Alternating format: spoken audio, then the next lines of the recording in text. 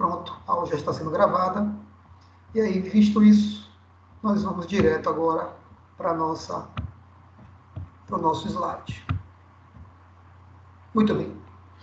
A aula de hoje, dia 24/4/2020, com a disciplina de esportes, atividades físicas e esportes adaptados. Vamos falar sobre deficiência auditiva, o processo de aprendizagem da criança surda. Antes de mais nada, tem que falar que, como nós falamos na semana passada, na deficiência intelectual, também com a surdez, ou seja, todos esses indivíduos estão inclusos na Lei Brasileira de Inclusão, na LBI, que o artigo 2 garante e considera ser pessoas com deficiência aquela que tem impedimento de longo prazo, de natureza física, mental, intelectual, sensorial. E aí, quando a gente fala sensorial, a gente fala da questão auditiva, o qual, em interação com uma ou mais barreiras, pode obstruir sua participação plena e efetiva na sociedade, em igualdade de condições com as demais pessoas.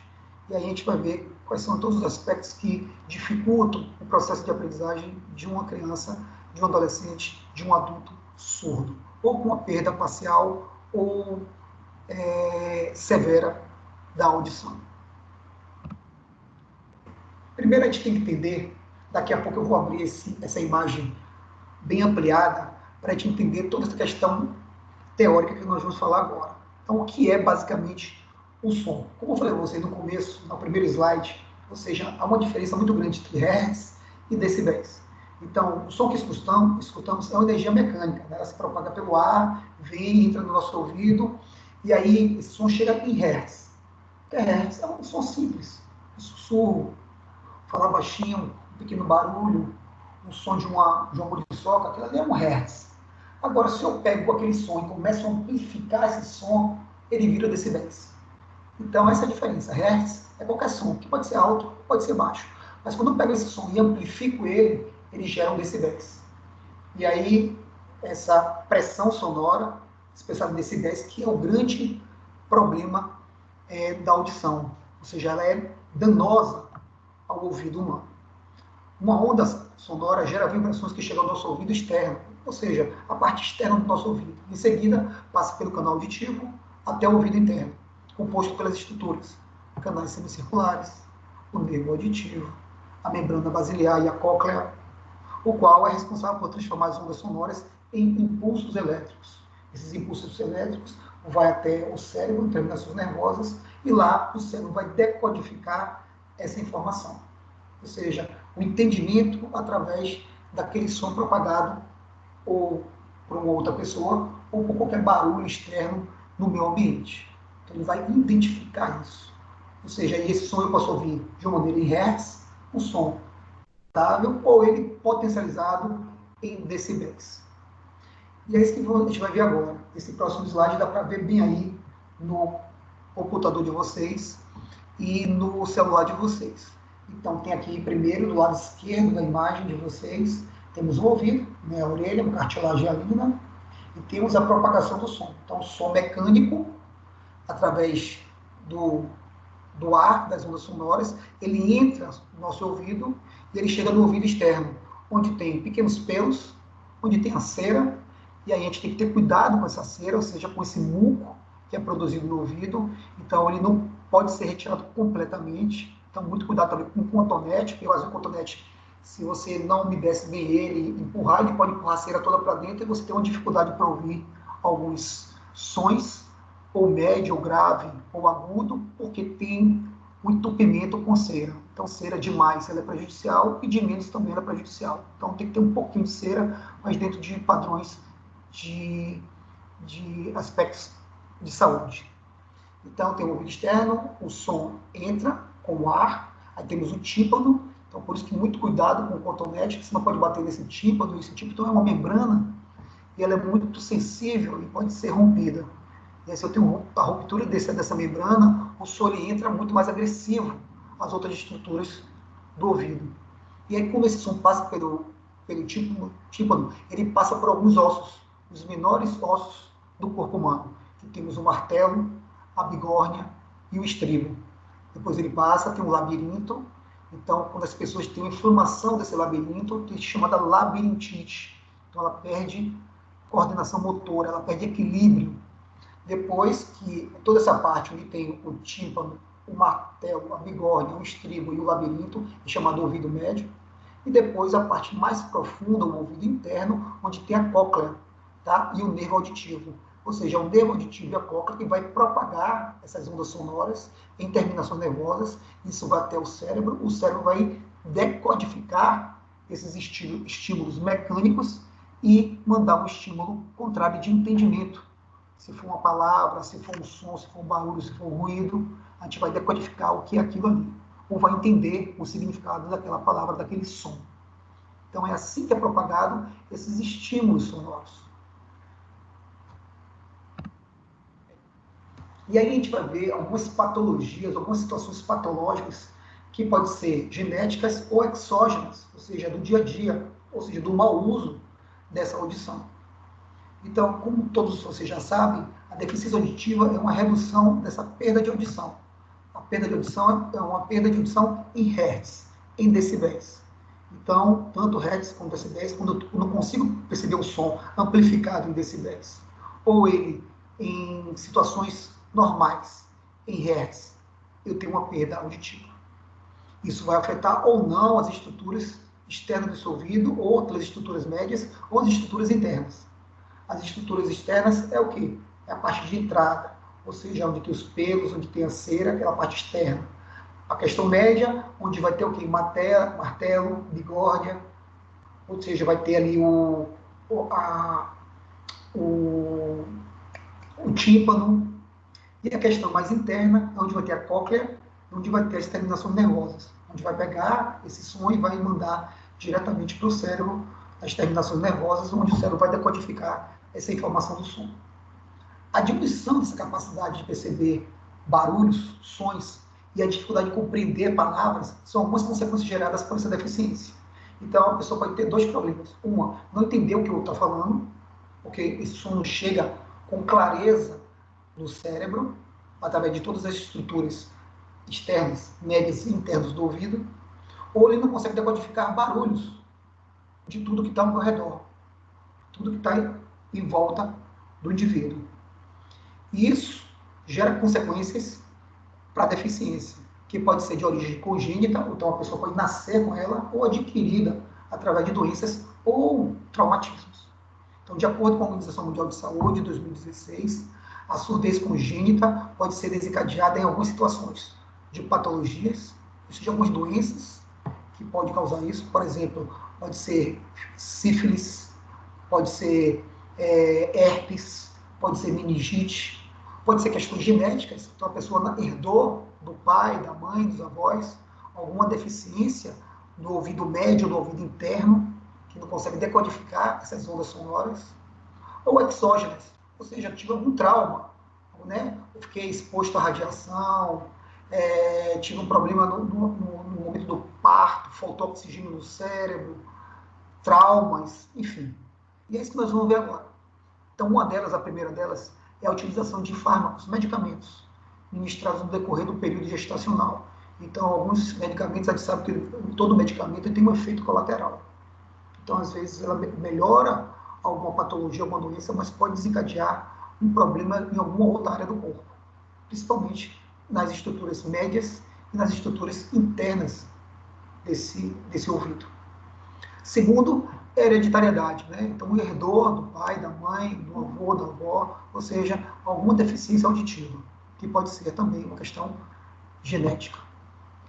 Terceiro, a exposição da gestante a níveis consideráveis de radiação. Por isso que toda gestante não pode tirar raio-x.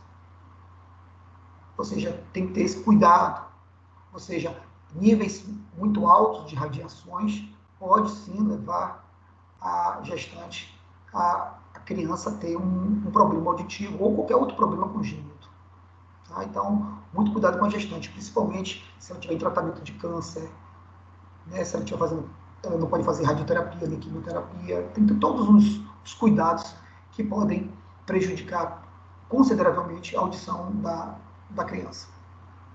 Quarto, falta de planejamento pré-natal também. Então, quando a mulher não tem um acompanhamento pré-natal, ou seja, dessa saúde desse feto, pode desencadear alguns problemas e o médico não conseguir compreender porque não está tendo acompanhamento do pré-natal, e aí Quando vai ver, a doença já se instalou, já houve a deformidade, e aí não tem muito o que fazer. 5. Infecções hospitalares. Também pode causar problemas auditivos. Não só auditivos, né?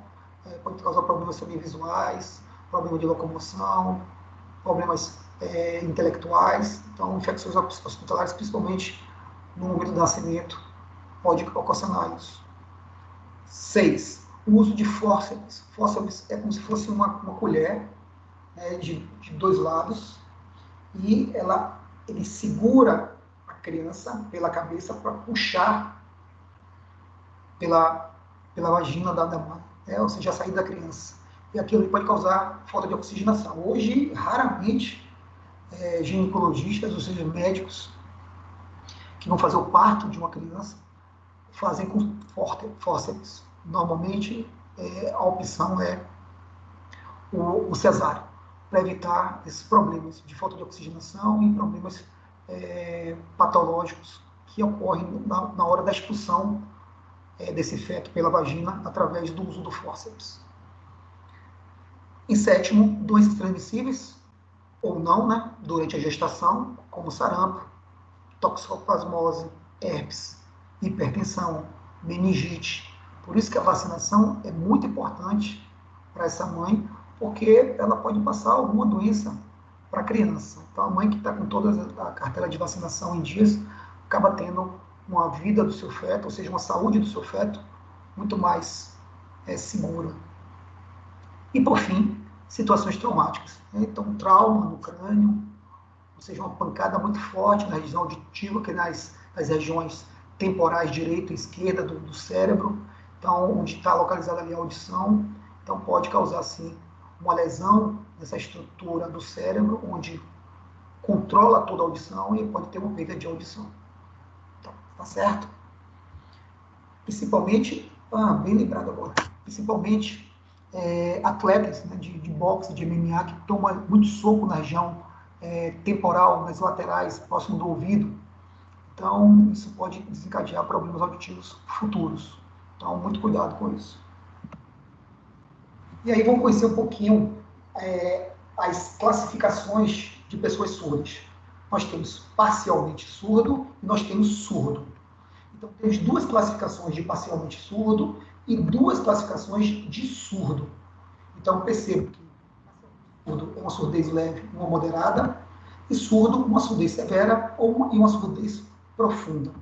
E aí e aqui, nesse slide, queridos professores, prestem bastante atenção, porque no final, hoje da aula, eu vou passar um vídeo, depois do vídeo eu vou perguntar para vocês, a pessoa que estava no vídeo, se ele é parcialmente surdo, uma surdez leve, ou se ele tem uma surdez moderada. E aí quero ver qual vai ser, quem vai acertar e quem vai errar. Então fiquem bem atentos contra a surdez leve e uma surdez moderada.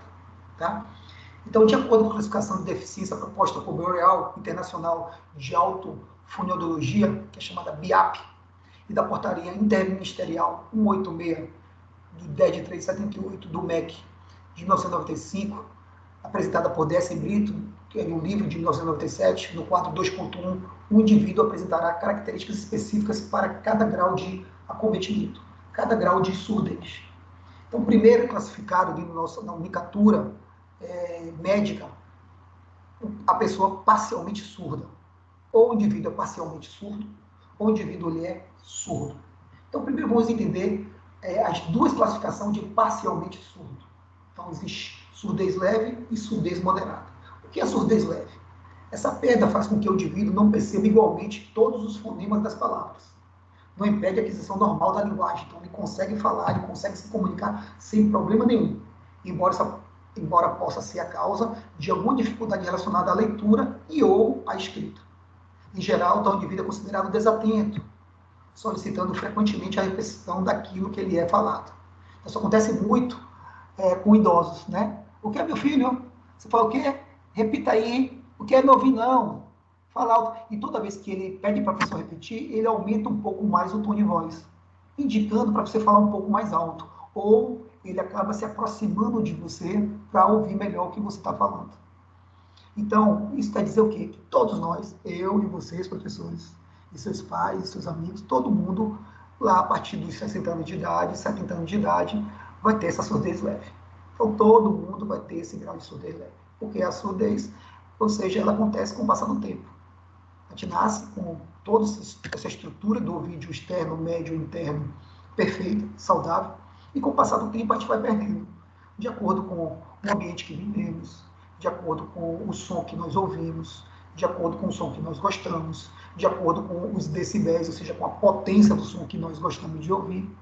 E aí chega uma época da vida, principalmente na idade melhor, que a gente vai ter uma perda parcial, ou seja, uma perda leve dessa audição. Então, todos nós, um dia, seremos surdos leves.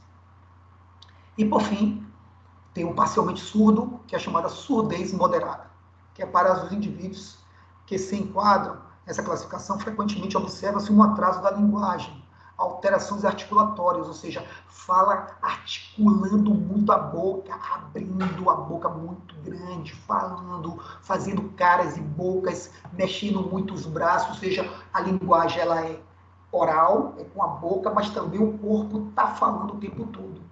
Se tiver uma pessoa distante, só de olhar o movimento corporal daquela pessoa, já entende mais ou menos o contexto do que ela está falando. Então, tem muitas alterações articulatórias, podendo ocorrer também problemas linguísticos graves. Sua compreensão verbal está intimamente ligada à sua percepção individual com a percepção visual. Então, ele sempre que está conversando com você, ele está gesticulando muito a boca, ele consegue falar, articular palavras, mas mexe muito o corpo, e quando você vai falar, ele fica com o olhar atento à sua boca, fazendo uma linguagem quase que labial. Então ele escuta um pouquinho, mas a linguagem labial que ele fica fazendo aquela percepção, aquela tensão em sua boca, é para ter um comprimento total, ou para ter uma compreensão total do que você está falando. Então, essa é chamada surdez moderada, certo?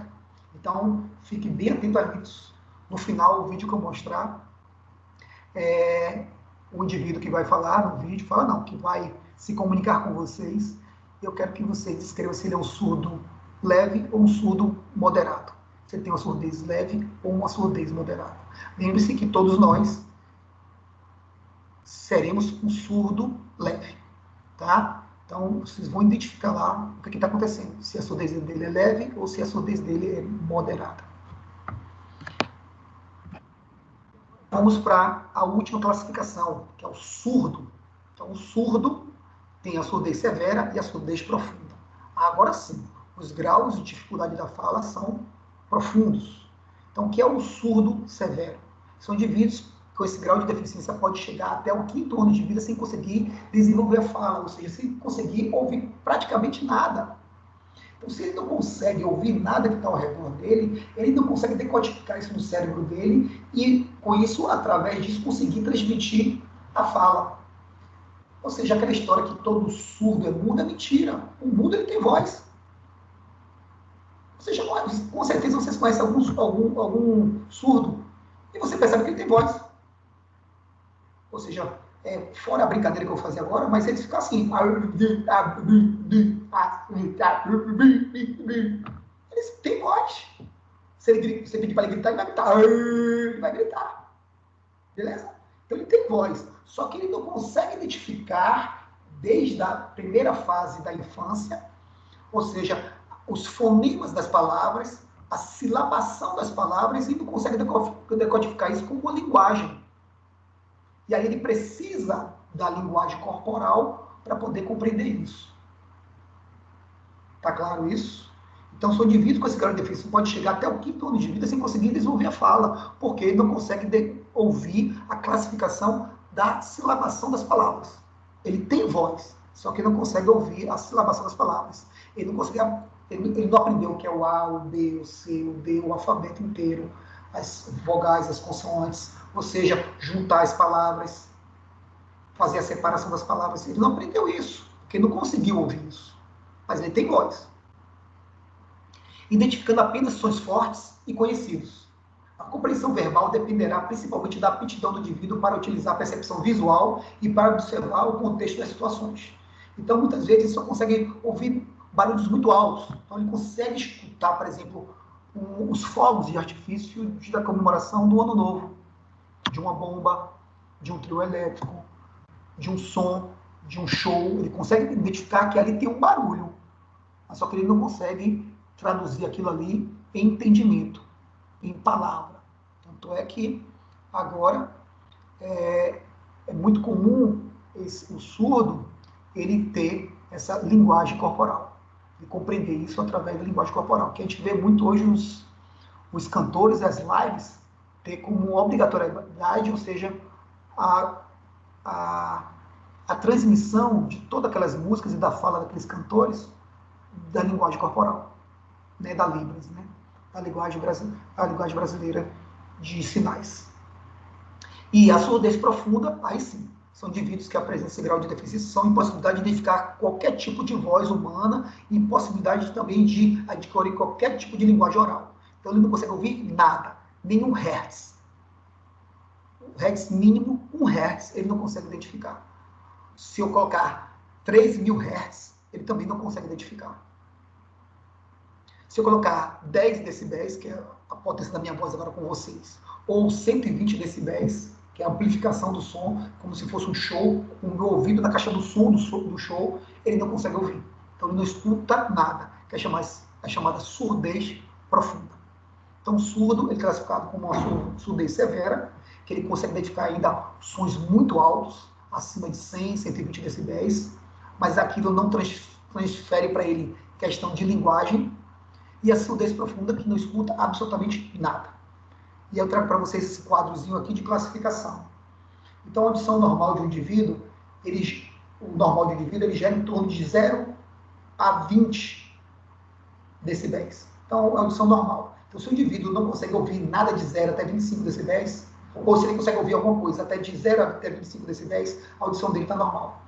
Mas se ele consegue só ouvir alguma coisa a partir de 26 decibéis, ele já tem uma deficiência leve. Se ele só consegue ouvir alguma coisa a partir de 41 decibéis, ele tem uma deficiência moderada. Se ele consegue ouvir alguma coisa acima de 71 decibéis, e 71 decibéis é o barulho tipo de você botar seu fone no ouvido e aumentar o volume no máximo. Ele não consegue ouvir nada, ele já tem uma deficiência severa. E acima de 90 decibéis, ou seja, se ele não consegue ouvir nada acima dessa intensidade máxima, essa britadeira, né, ele tem uma deficiência profunda. Então, essa perda auditiva ela vai variando acima disso. Então, imagine só o que vai acontecer com a gente lá com uma deficiência leve da audição. Então, a gente vai ouvir lá na idade melhor, a partir de 60 anos de idade, em média de 26 a 40 decibéis. Ou seja, uma deficiência leve. Tá vendo? Então, eu preciso que alguém fale um pouco mais forte para poder ouvir. Ou tem que chegar próximo da pessoa para poder identificar. Tá claro? Acima de 41 decibéis, aí a pessoa começa a olhar para você, prestar atenção na articulação da sua boca, da sua arcada dentária, na sua fala e na sua linguagem corporal. Mas ela consegue compreender o que você fala. Já a deficiência severa consegue escutar barulhos acima de 71 decibéis. Então, ele consegue identificar o barulho, mas aquilo não gera uma linguagem para ele, mas identifica que tem um barulho. E a deficiência profunda, que é acima de 90 decibéis, que ele não escuta absolutamente nada. Certo? Até agora, galerinha, alguma dúvida, alguma pergunta? Vou sair aqui do slide, vou entrar aqui novamente na nossa sala, deixa eu ver quantas pessoas tem na sala. Temos 12 pessoas na sala, até agora tudo tranquilo? Nenhuma dúvida? Posso continuar? Vamos lá, então. Ficou essa pausa dramática de vocês, então vou continuar. Professor? Oi, diga, meu querido. Você explica só a questão do decibéis e aqueles Do 2 hertz. decibéis o Do resto. hertz. Isso. Hertz, Olha hertz. só. O hertz é qualquer som. Então, se eu escuto, por exemplo, um barulho de ouvido só, que eu estou ouvindo um som em hertz, que é um barulho mínimo.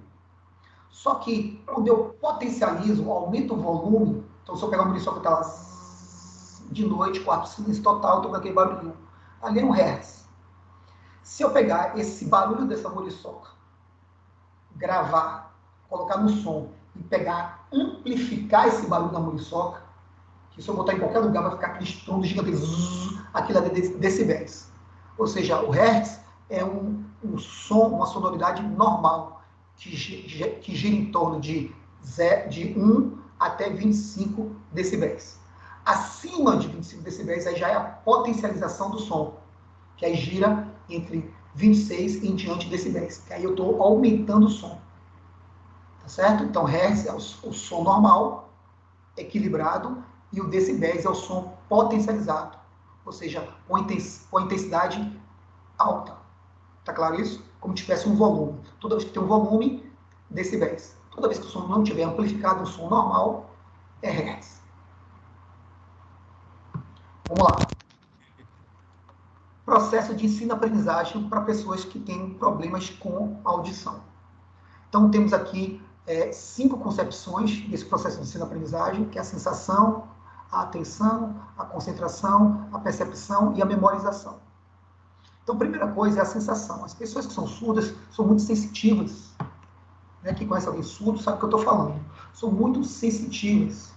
Então, a atuação dos canais sensoriais, ou seja, visuais, táteis, que nos permitem ter contato com as informações externas. Então, eles são muito sensoriais. Então, assim, a visão dele é uma visão muito, muito focada, muito atenta, né? Aquele olhar de águia, ou seja, muito minucioso, muito meticuloso. Então, está atento a qualquer tipo de expressão, ou verbal, da articulação da sua boca com as palavras, da silabação das palavras através da sua boca, como também qualquer linguagem que o seu corpo queira transmitir. Então, a primeira coisa é a sensação. 2 é a atenção, é o comportamento necessário para receber informação. Então, eles são bem atentos, né? Que será acionado por meio da sensação, como já falei, permitindo planejar estratégias e controlar o comportamento por meio de ação voluntária. Então, ele vai estar atenção ali, tentando decodificar o máximo de informação possível que ele possa perceber para entender o contexto daquilo que está sendo dito. Terceiro é a concentração. O que é a concentração? É a fixação da atenção, que permite a capacitação de todos os detalhes referente à informação que está sendo recebida. Então, ele fica atento e concentrado, né? Ou seja, ele foca tudo ali no que está sendo dito, ou através da boca, ou através do corpo. Percepção é um processo responsável pela interpretação e codificação da informação. Então, ele vai perceber, de acordo com tudo que ele conseguir, tudo que tiver através da concentração, da atenção dele, da sensação que ele possa perceber, ele vai ter essa percepção da informação. Opa, é realmente aquilo que ele está querendo dizer. Então, ele consegue decodificar aquilo. E aí, quando ele consegue decodificar aquela informação, através da boca ou da linguagem não verbal, através do corpo, ele vai memorizar isso. O que é a memorização? É o processo final de retenção da informação no córtex cerebral. Então, ele identificou aquilo, o que você quer dizer, e aí sim ele tenta se comunicar com você. Ou através da fala, se ele conseguir, se for uma surdez leve ou moderada, ou seja, através da fala, ou através da linguagem brasileira de Libras, ou seja, através das Libras, ou seja, da linguagem corporal, se comunicar com você. Então, a pessoa surda, ela tem todo esse processo de ensino-aprendizagem. Então, ela, através da percepção dela, da sensação dela, do olhar dela clínico, cuidadoso, minucioso, através do tato, ela começa a ter atenção, ela fica atenta à pessoa, fica concentrada, e aí percebe, através da fala ou da linguagem corporal, o que a pessoa está querendo dizer, e aquilo ela memoriza. Como ela compreendeu aquilo através da memorização, aí ela tenta dar uma resposta, ou falada, ou através da linguagem de Libras, que é a linguagem corporal. Quais são os princípios metodológicos? Há 4 princípios metodológicos. O primeiro é o princípio da consciência. O aluno deve estar consciente e entender por que está executando aquela atividade. É como no conhecimento apresentado contribuirá para o seu desenvolvimento. Nesse princípio de aprendizagem, é importante apresentar o objetivo da atividade, levando o aluno a refletir sobre como utilizará os princípios da técnica e da tática para conquistá-lo. Então, o que isso está querendo dizer, esse princípio da consciência? Ou seja, deixar claro para o aluno, ou seja, como o processo de ensino-aprendizagem vai ser conduzido. Então, ele tem que entender como será a atividade. Então, como é isso? você, professor, vai demonstrar. Então, você vai mostrar para ele. Então, assim, se eu vou fazer um trabalho de quicar com a bola, de basquetebol, então, eu vou pegar a bola de basquetebol e vou bater a bola no chão. Vou mostrar como é que eu bato essa bola no chão. Vou articular a minha linguagem através da minha boca, ou seja, sem pressa, com muita tranquilidade, e ele vai entender o que vai fazer. Então, ele vai ter o princípio da consciência, ele vai entender, através do seu gesto físico, da sua linguagem corporal, como é que vai ser executada aquela atividade. Então, não dá para eu falar e ele fazer. Porque talvez ele não consiga reter na memorização dele tudo que eu quis explicar. Então, eu demonstro, ou seja, fisicamente, eu vou lá, na prática eu demonstro, vou lá, volto, demonstro, sem pressa, para que ele compreenda todo o processo da técnica e da tática daquele movimento que eu estou querendo passar para a turma. Segundo, é o princípio da demonstração, que eu acabei falando agora também. Indica a demonstração durante o processo de ensino-aprendizagem, é importante para facilitar a compreensão do aluno, desde que seja respeitado alguns passos importantes. Primeiro, explicar os fundamentos do exercício através do canal verbal, escrito através de desenhos. Então, eu vou falar, mas ele não consegue ouvir, mas ele consegue fazer a leitura labial. Ele não consegue fazer a leitura labial, ele faz a leitura do meu corpo, porque eu vou demonstrar o fundamento completo. Tá? Então, eu vou demonstrar o parte a parte, como ele vai conduzir com a bola, como ele vai andar, aonde ele vai ter que ir e voltar. Então, e por fim, eu vou possibilitar a recriação do movimento apresentando em uma situação. Então, é isso que é codificado na memória de uma pessoa surda. Então, eu vou explicar com a boca, sem fazer demonstração física, prática. Eu falo, ele vai ter um entendimento inicial, mas ainda não vai ter um entendimento completo ainda da memorização dele. E aí, depois que eu explicar, sem falar rápido, falando pausadamente, aí eu vou demonstrar na prática tudo que eu falei. E aí, depois, sim, você tem a certeza que ele memorizou o que você está solicitando naquele processo de ensino-aprendizagem. E aí você não vai ter nenhum tipo de dificuldade com a turma. Tá claro isso? E quem já foi meu aluno aí sabe que eu faço isso o tempo todo. Então, qualquer prática minha, primeiro eu falo e depois eu demonstro. Não adianta você falar para um aluno surdo, porque ele vai entender parcialmente o que você quer fazer, e se você mandar ele fazer, ele vai errar muito. Então, você vai expor o aluno a uma situação complicada. Então, primeiro eu falo, sempre nunca de costa para ele, sempre de frente para ele, de frente para a turma, ou seja, não vai ter ninguém atrás de mim. Então, ele vai entender através da minha linguagem corporal e da minha articulação da minha boca o que eu quero dizer, mas ele não vai ter o entendimento total, e aí eu vou demonstrar através da prática, vou mostrar como é que faz, aí sim, você tem a certeza que ele compreendeu tudo. Às vezes ele compreendeu mais do que os outros que não são surdos, porque ele está ali concentrado, ele está atento, ele está focado apenas no que eu estou falando, enquanto os outros que não são surdos estão dispersos em conversas paralelas ou pensando em outra coisa. Os dois princípios é o da regularidade e da constância dos fundamentos. O que é esse princípio da regularidade? Durante o desenvolvimento do meu plano de ensino, devemos atentar à segurança dos meus alunos. Não só aqueles que têm a capacidade auditiva, como aqueles que são surdos.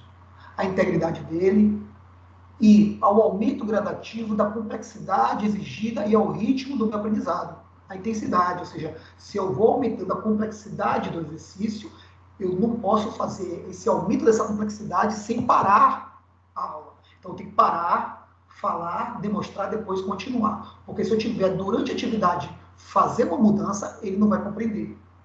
Por quê? Primeiro, ele não estava prestando atenção em mim. Segundo, o que eu falei, ele não escutou.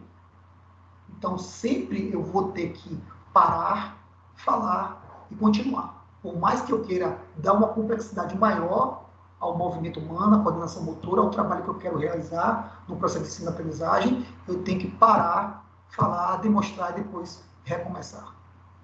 Portanto, deve-se respeitar a individualidade de cada aluno no momento em que as atividades forem propostas.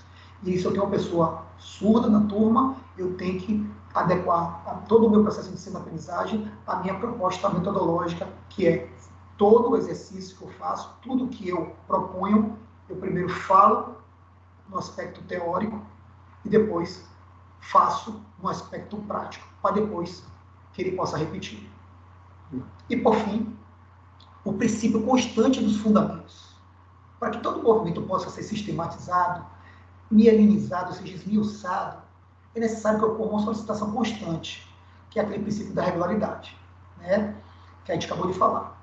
Um recurso que deve ser utilizado pelo professor para que o aluno melhore seu desempenho por meio do sistema da repetição é a motivação intrínseca e extrínseca. O que é essa motivação intrínseca e extrínseca? É, primeiro, que ele entenda que ele tem potencialidade, que ele tem uma deficiência auditiva, mas ele tem um grau de potencialidade que ele pode sobrepor a essa deficiência auditiva. Então, eu estou motivando ele internamente, ou seja, eu estou fazendo com que ele potencialize os graus de dificuldade que ele tenha no dia a dia dele. Eu estou fazendo com que ele vença as barreiras do medo, do pânico, né, da interação social, da aceitação, da inclusão. E também a motivação extrínseca, ou seja, quando eu faço com que ele participe com a turma dita normal, ou seja, estou favorecendo as questões interpessoais. Então, ele está socializando, sociabilizando, ele está interagindo, ele está cooperando. São laços interativos, são laços afetivos que são para a vida toda. Então, o professor, o tempo todo, vai buscando ideias, criatividade, motivando, repetindo. E aí ele vence todas essas barreiras, ele potencializa todos os seus medos, no sentido de minimizá-los. Então ele percebe que é capaz, e como também ele interage com todos que estão ao seu redor. E aí, vamos agora fazer algumas adaptações metodológicas. Então, como estudado anteriormente, é possível o desenvolvimento de qualquer esporte, desde que nos lembremos de realizar as adaptações necessárias metodologicamente. Então, portanto, escolha qualquer esporte que vocês queiram trabalhar com o seu aluno, né? Identifique o perfil dos seus alunos e lembre-se sempre de um detalhe importante. Ou não, alguns. Primeiro, conhecer o grau de deficiência de cada um. Então, posso ter aquele que tenha uma deficiência auditiva, aquele que tem uma deficiência intelectual, aquele que é mais desengonçado, aquele que é mais disperso, aquele que é mais ativo fisicamente. Então, precisa o grau de cada um, que pode me atrapalhar. Até aquele que tem uma aptidão esportiva, tem uma habilidade muito grande, ele pode me atrapalhar. Então, vou conhecer o grau de aprendizado de cada aluno meu. 2. Vamos utilizar recursos visuais para explicações e demonstrar sempre que possível. Então, sempre mostrar. O que é recursos visuais? É você, professor, fazer a demonstração do exercício. Não é para dizer assim, ó, vamos lá, gente, só pegar essa bola, vai sair quicando essa bola, vai fazer a volta lá no cone e vir aqui de novo e ficar parado aqui. Ele vai ficar olhando, vai entender alguma coisa que você falou, mas não vai ter um entendimento total, e na hora que você der o ok, ele não sabe o que fazer. Então, professor, você tem que fazer sim a atividade junto com a turma. Não precisa fazer todos os movimentos com a turma, mas sempre o primeiro movimento, nas suas limitações de professor, o primeiro movimento você tem que fazer. 3. Repetir com frequência os comandos e falar com muita clareza e gesticulações. Então, é falar sem pressa, articulando a arcada dentária superior e inferior, para que ele possa compreender. E se eu consigo fazer o movimento prático, melhor ainda. 4. Refine com as equipes sinais visuais de comandos. Então, sempre está olhando. Ou seja, se eu dou um passo, só faço um passo se eu tiver contato visual. Entendeu? Então, sempre contato visual. Isso para o surdo é muito importante, esse contato visual. 5. Nunca realizar explicações de costas e se afastando deles. Então, se alguém está nas minhas costas, com certeza o som vai chegar muito ruim para eles, né? E também, se for uma pessoa surda, não vai entender absolutamente nada. Então, como vocês falarem, a gente potencializa a voz. Então, o professor imposta a voz, não é o professor gritar, o professor vai impostar a voz, falar com o diafragma, ou seja, contraindo o abdômen, ou seja, a voz impostada, porque se eu gritar, no final do dia, na segunda-feira, eu estou sem voz, como é que eu vou dar aulas terça, quarta, quinta e sexta? Então, eu vou falar contraindo o abdômen, botando o ar para fora, ou seja, apenas impostando essa voz. E atrás de mim não pode ter ninguém. 6. Evitar fornecer explicações em espaços barulhentos. Então, se tem um local muito barulhento, como é que eu vou dar explicação que a pessoa tem um problema de surdez? Né? Então, sempre procurar lugares que as pessoas consigam se concentrar no que eu estou falando e ouvir o que eu estou falando.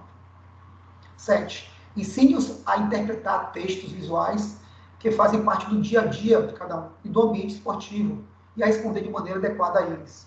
Ou seja, antes da prática, se você puder falar da questão teórica e mostrar os fundamentos ou através de vídeos ou através de fotos, isso acaba compreendendo bastante o aprendizado do aluno no dia da prática.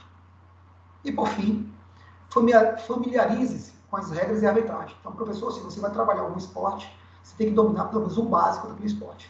Tá? Pelo menos o básico. Não precisa dominar tudo, não. Mas pelo menos o básico. Tá certo? E, para finalizar, ou seja, a gente vai ver algumas atividades que podem ser desenvolvidas com nossos alunos com deficiências visuais.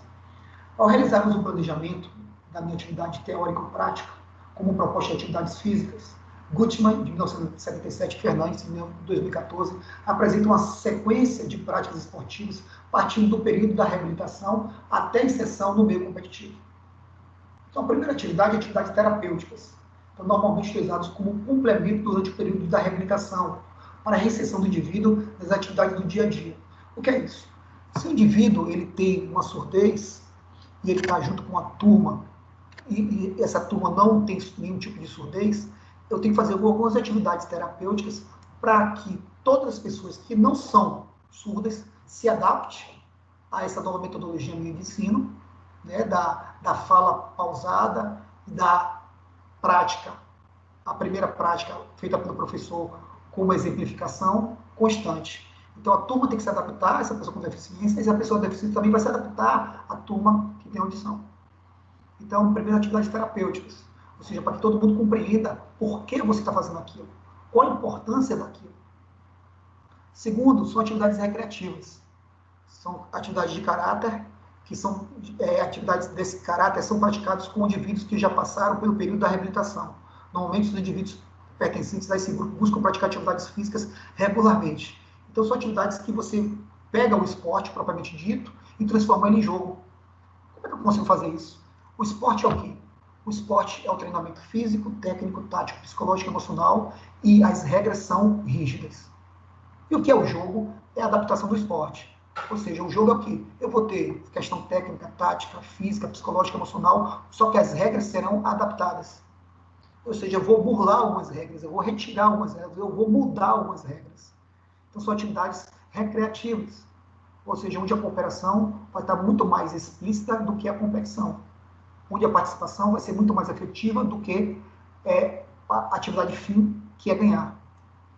E é tudo que eu quero naquele momento, principalmente com a inserção, a inclusão de uma pessoa com deficiência auditiva. E, por fim, como já falei para vocês, é a última fase a ser desenvolvida são as atividades competitivas. Um indivíduo que chega a praticar essas atividades a esse nível certamente passaram pelos 2 níveis anteriores, tanto as atividades terapêuticas quanto recreativas, e buscam participar de campeonatos, como, por exemplo, a Suda-Olimpíadas. E aí, quando a gente fala de competição, a gente fala do quê? Do código esportivo. O que é o código esportivo? É a competição, onde vou ter o treinamento físico, técnico, tático, psicológico, emocional, e as regras serão imutáveis, rígidas. Eu vou ter o rendimento, através do meu trabalho físico, aeróbio e anaeróbio. E eu vou ter também a questão do recorde, ou seja, em querer o tempo todo estar superando os meus limites. Aí são essas atividades competitivas. E se eu estou com atividades competitivas, eu preciso aí de pelo menos uma equipe multidisciplinar que me ajude nesse processo. Está claro isso? Bem, colocando em evidência os benefícios gerados pela atividade física, independente da finalidade com qual ela é praticada, Silva classifica-os em 3 possíveis dimensões de manifestações: fisiológicos, psicológicos e sociais. O que são os fisiológicos? Melhora da capacidade física e da aptidão física. Então, quando eu sociabilizo o exercício físico com pessoas, quando eu faço atividade física, quando eu me movimento, quando eu tenho regularidade nos exercícios físicos, eu tenho efeitos fisiológicos imensuráveis no meu corpo, né? As minhas capacidades físicas, não só cerebrais, não só cardiocirculatórias, não só ósseas, não só musculares, mas em todo o contexto, principalmente na questão emocional. Então, vou liberar vários hormônios, principalmente os hormônios do prazer, a endorfina, outros hormônios como a serotonina, a acetilcolina, a adrenalina, e também vou eliminar o hormônio do estresse, que é o cortisol. Então, os efeitos fisiológicos são imensuráveis. Os efeitos psicológicos nem se fala. Melhora a comunicação, o aumento da autoconfiança, né, das potencialidades, com o controle do domínio do gesto e, consequente, diminuição da ansiedade. Porque a pessoa que tem a deficiência auditiva, inicialmente, fica muito ansiosa, porque todo mundo compreende rápido o que o professor está falando, e ele só vai ter uma compreensão total depois que aquilo é falado, teoricamente, e depois que aquilo é feito na prática. Já a maioria já compreendeu todo o movimento com questão teórica. E também os benefícios também são sociais. Então, melhora a autonomia, as relações intrapessoal e interpessoal, ou seja, uma integração mais profícua na sociedade, ou seja, mais participativa, mais afetuosa, mais amigável. Então, os efeitos são inúmeros. Ou seja, o professor de educação física tem uma responsabilidade muito grande. O exercício físico ele promove alterações fisiológicas, psicológicas, sociais profundas, robustas, e muda completamente o sentido de vida daquele indivíduo. Vou mostrar agora um videozinho para vocês, galerinha, e aí depois a gente tira dúvidas, tá certo? Deixa eu ver quantas pessoas tem na sala. Temos 13 pessoas na sala. Então vou mostrar um videozinho para vocês aqui. E aí o vídeo ele é legendado, tá? Então leio a legenda para vocês conseguirem compreender o que a pessoa está falando, tá certo? Então ele é legendado. E aí vocês vão entender exatamente o grau de surdez desse indivíduo e vocês vão dizer para mim se é um surdo leve ou um surdo moderado. Então vamos lá. Vou soltar o vídeo. Atenção. Soltei o vídeo.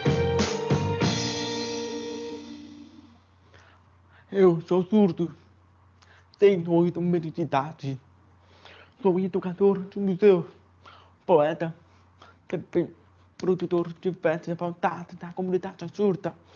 A comunicação entre os surdos geralmente é visual, impressão facial, no corpo, as mãos, também leitura labial, porque nós temos limites de audição. Sabe, a sociedade sempre chama um surdo de mudo. Por quê? Surdo tem voz. Que eu grito de ouvido. E aqui eu vou gritar.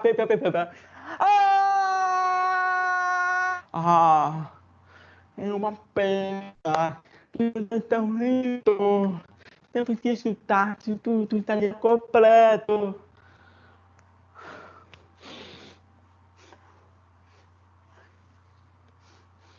Completo. Não? Apenas só minha audição. Não funciona do jeito a sociedade quer. O resto do meu corpo perfeito, ó.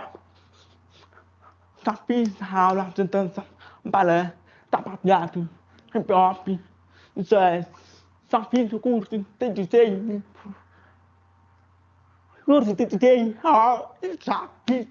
Por causa da falta de conhecimento, muita gente fala que eu não parece surdo. Surdo não parece. Precisa ter cara que parece surdo. Tá. Hoje, tá muito sensibilidade para surdo. Muito agudo lugar. Tá começando a ter intérprete livre, ok? Televisão, ótimo. Mas, intérprete precisa formação para a área. Imagina o intérprete de direito. Vai interpretar musical. Eu preciso ir na casa de uma amiga minha. Mora no prédio. Como? E telefone. Sou surdo, surdo. surdo, surdo, não dá papel, porteiro, Pedro, como? Ai, apareceu, falou, sou surdo. Pelo amor de Deus, não manda áudio, celular, não escuto nada, eu odeio, não escuta nada. Não quer de surdo. Tem gente que escuta, mas não pensa. Beleza, galerinha. Vou voltar aqui de novo à nossa sala. Então, assim, bacana esse vídeo, né? Então, mostra exatamente porque assim. Aí vocês devem estar perguntando assim, mas Jefferson, esse cara, ele fala, a voz dele sai, lógico, ele é só surdo, mas ele consegue articular a palavra com os fonemas corretos. Mas estava legendado, então tudo que você estava ouvindo legendado, ele também estava falando, só com uma certa dificuldade. Por quê? Porque ele conseguiu, quando criança, ele escutava. E aí ele aprendeu, através da escuta, os fonemas da palavra e aprendeu a falar. Depois ele perdeu completamente a audição. Então, mas quando ele perdeu a audição, ele já sabia falar. Então as coisas acabam ficando mais fáceis para ele. E aí dá para perceber claramente para vocês que ele tem uma surdez. Essa surdez é leve ou essa surdez é moderada? Moderada. Moderada. Lógico, moderada. Então, assim, ele consegue perceber claramente tudo que as pessoas falam. Agora, o grande problema é quando alguém não está próximo a ele, por exemplo, interfones, quando manda áudio pelo WhatsApp. Aí ele não consegue identificar, porque ele perdeu completamente a audição. Ele tinha, mas perdeu. Agora, quem nunca teve audição não consegue falar, que não é o caso dele. Ou seja, a surdez dele não foi uma surdez congênita, genética. Foi uma surdez de fenótipo. Então, alguma coisa aconteceu na vida dele que, com o passar do tempo, ele perdeu a audição. Mas, graças a Deus, ele conseguiu, antes de perder a audição, todos os fonemas verbais, todas as palavras, e aí aprendeu a falar como qualquer uma outra pessoa. Então, relembrando, o surdo, ele não é mudo. Então, isso é uma grande maluquice. Todo surdo é mudo, isso não existe. Todo surdo tem voz. Só que como ele não aprendeu todos os fonemas na infância, todas as letras do alfabeto, todas as silabação das palavras através da audição, ele não aprendeu a falar, tá? Mas ele grita, ele fala, ele emite sons sem problema nenhum. Só que ele não consegue se comunicar verbalmente porque ele não aprendeu os fonemas verbais, né? O alfabeto, a linguagem, as letras, ele não aprendeu. Então não consegue reproduzir isso. Então, existem vários graus de surdez.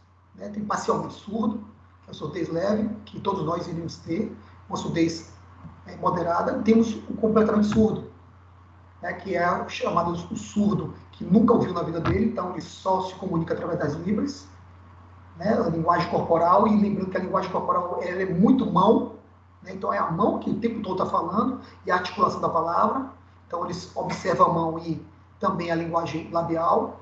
E temos aquele surdo severo. Temos o profundo e o severo. O severo é aquele que consegue escutar ainda barulhos. E o severo é que não consegue escutar nada. Tá certo? Dúvidas, perguntas, fiquem à vontade. Temos 13 pessoas na sala. Esse é o momento de vocês, tá? Podem falar. Fiquem à vontade.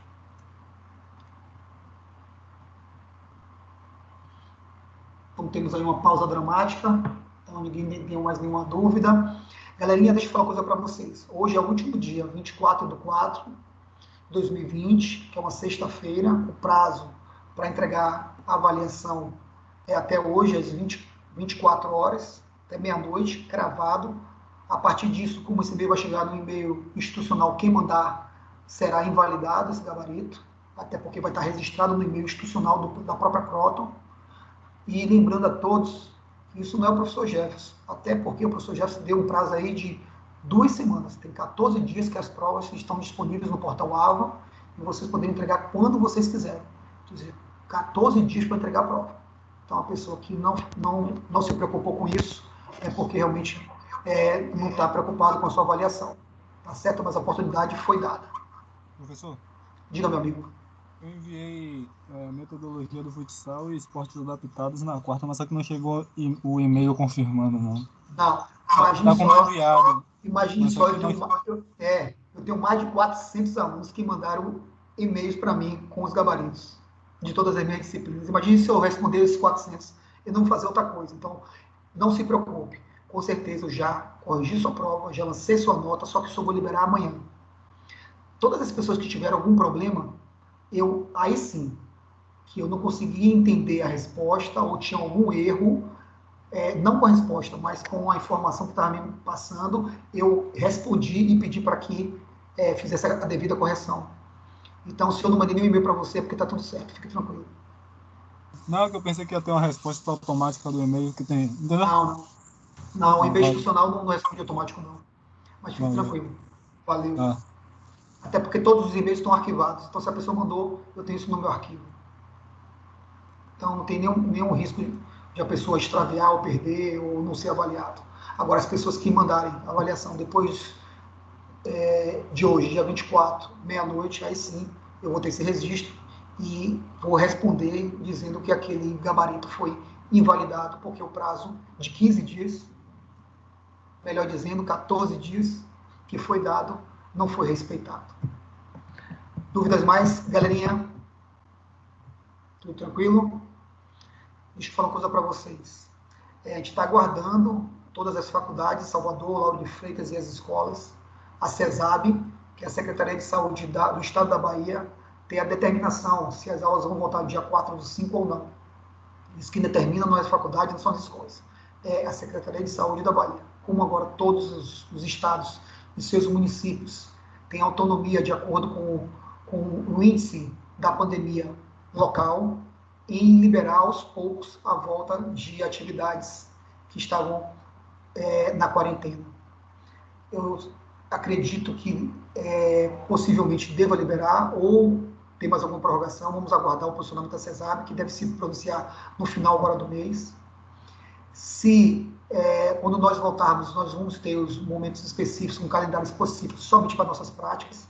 E nós teremos aí 4 práticas, né? Ou seja, para essa disciplina, 4 aulas práticas bem interessantes, tanto de deficiência intelectual, deficiência auditiva, deficiência visual e deficiência física.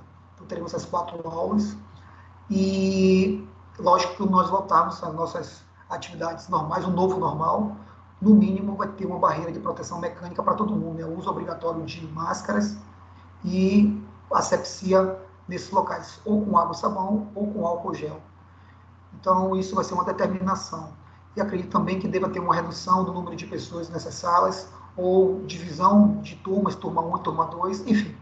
A gente vai ter um planejamento em cima disso, mas vamos voltar com esse novo normal, com tranquilidade, sem pressa, e respeitando todas as normas da Secretaria de Saúde da Bahia, que segue as normas da Organização Mundial de Saúde, tá certo? Alguma dúvida, alguma pergunta quanto a isso, gente?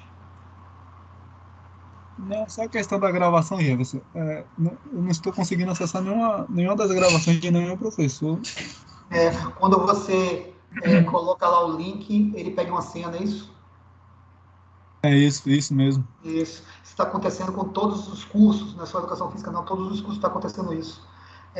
O corporativo já está tentando resolver esse problema, e assim que resolver esse problema, vai ficar esses links lá para você e você vai poder acessar quando vocês quiserem esses links, tá?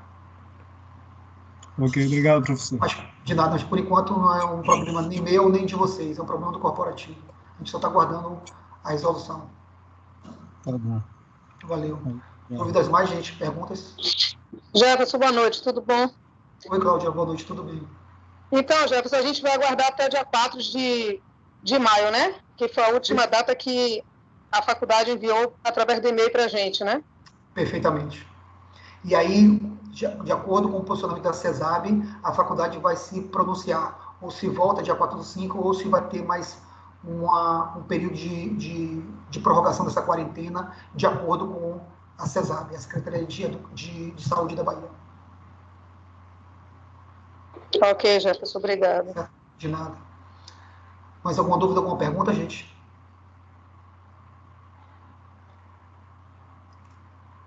Então a pausa dramática ocorreu novamente, porque não há mais, Então, só para finalizar, a gente fazer uma reflexão somente do que está acontecendo no país hoje. Então, assim, agora não cabe mais nenhuma discussão, quem votou em Bolsonaro, quem não votou, isso não importa. O que importa é quem votou e quem não votou está nesse mesmo barco. E a responsabilidade agora é de todos. E cada vez mais os problemas surgem. Hoje tivemos o país já está numa situação tão difícil na saúde pública e a política, lamentavelmente, acaba agravando ainda a situação do nosso país. Então, todo mundo já sabe que hoje o coordenador geral da Polícia Federal foi demitido e, por consequência, Moro também pediu a sua demissão. Isso tudo dentro de parâmetros de tentar barrar ou de não ter uma imparcialidade de investigação total e profunda pela Polícia Federal. Então, lamentavelmente, a gente está descendo para uma ladeira aí muito perigosa e a gente tem que estar atento quanto a isso, porque se a gente está muito ruim na questão da saúde pública, a gente pode ficar muito ruim, principalmente na questão social, política e financeira.